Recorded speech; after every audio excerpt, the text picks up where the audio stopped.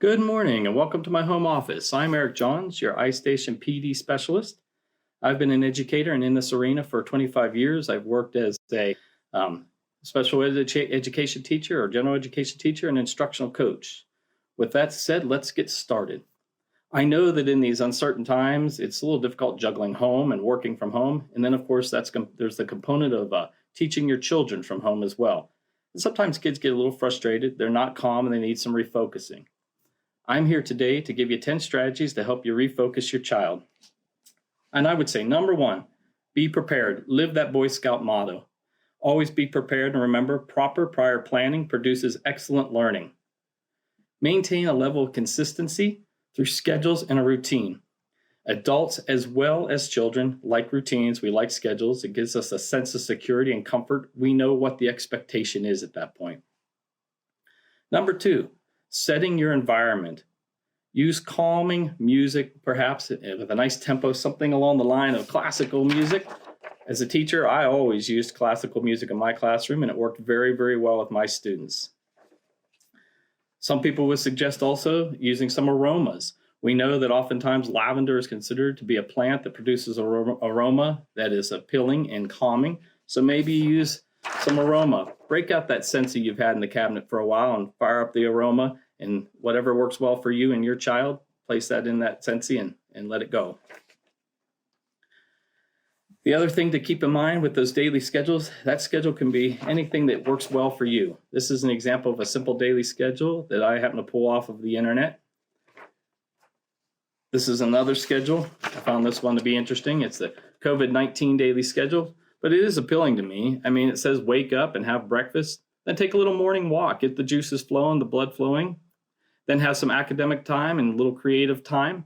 Then there's a lunch built in. And then I really like this portion here where it says have the children do a few chores. I think that's a great idea. You choose a schedule that works best for you and meets your needs and the needs of your child. Number three, choose a quiet location. Whatever location you choose, that should be your home school setting. There should be a nice, decent place that's well lit, that's very quiet, and no distractions. That brings me to number four. Limit those distractions. If there's posters or pictures or things that might distract the child, I'd recommend removing those. Additionally, I'd say turn off televisions or radios, silence our cell phones. Kids need to understand that the academic process is important and learning still continues even at home. And if you do have technology, hopefully you're using that technology in a manner to work through your lessons during the day and meet your academic needs and those needs of your child. Number five, with us all at home, we might have a little extra spare time, but pace yourself. There's no need to rush through the lessons or the day. And when necessary, it's absolutely okay to implement and use some sort of timer as a visual and auditory prompt within your routine. It keeps us on track and keeps the schedule moving. I would also suggest, number six, create 10 to 15-minute breaks that are strategically placed within your schedule. And I'd encourage you to allow the kids, of course, to use the restroom and get a drink, but maybe do some sort of exercise. I used to do these same sort of things in my classroom. And jumping jacks are fine, something like that, or even some yoga, a little bit of yoga would be fine. It gets the juices flowing. It oxygenates the blood, and that oxygenated blood enters the brain and produces better learning for people. And it will burn a little bit of pent-up energy that children might have as well. Number seven, vary the learning experience. Maybe you're using some workbooks you have, or you've printed a few things off the internet, and quite frankly, in these times, I'd encourage that. However, consider some hands-on experimental learning with your child. And what do I mean by that? Well, you can use experimental learning and teach through life skills the academics that you need to cover for the day.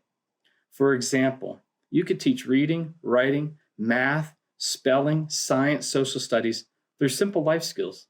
Here's an example. Think about the board game Monopoly.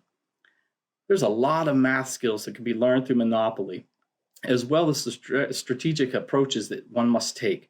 Or chess is another one. Play a game of chess with your children. There's a lot of creative thinking and strategy involved in a game of chess. How about card games? Or Go Fish, for example, is a card game for your younger kids. Have you ever considered cooking? Cooking is an amazing activity. that's hands-on and you could involve your children. It involves math, science, reading, and if you write about it, it involves writing.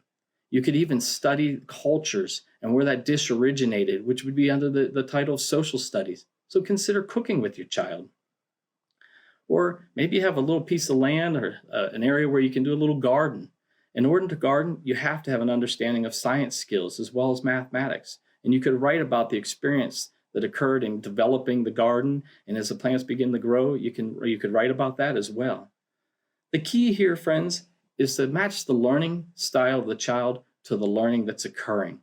We all learn in different ways, auditory, visual, or tactile. And some of us are stronger in certain areas than others. So determine how your child learns best and match to their learning style. Number 8, balance the diet. We all know that sugars are not a good thing to have in our diet, and for some children, it makes them quite hyper in their activity. So reduce the sugars and consider increasing the quote-unquote brain foods. Things such as blueberries or omega-3 fatty acids in the diet are good for the brain as well. This may sound a little strange, this next one, number 9, but include the child in the planning. You set the general material and the objectives that need to be covered for the day's lesson or throughout the week. And you might even create a visual chart showing those objectives that need to be accomplished this week. But include your child in making some of the decisions on choosing activities to meet those objectives. So this is where that hands-on experimental learning can come into play. Your child makes some choices that will meet the requirement of the objective that you set, and you move forward with that. When you do that, it really empowers the child. I used to do this sometimes in my own classroom. It empowers the child and makes them vested in their own learning. You'll have greater success if you do that, I guarantee it. Number 10, provide incentives when necessary. Perhaps you implement some sort of incentive where you give them a little extra tech time in the evening after the learning is completed. Or if you keep your distance from other people, you might be able to take a nice walk or ride a bike with your child. Or maybe you set aside some time in the evening and make a movie night of it and have a bowl of popcorn with your child and the rest of the family. And as some of the restrictions subside, you could perhaps even allow the child to have a friend over to the house. Or maybe an event will occur that you and the family can enjoy together. And then number 11, I threw in a bonus. That's just how I work. So the bonus today is quite simple. You're at home, so enjoy the learning and keep it fun.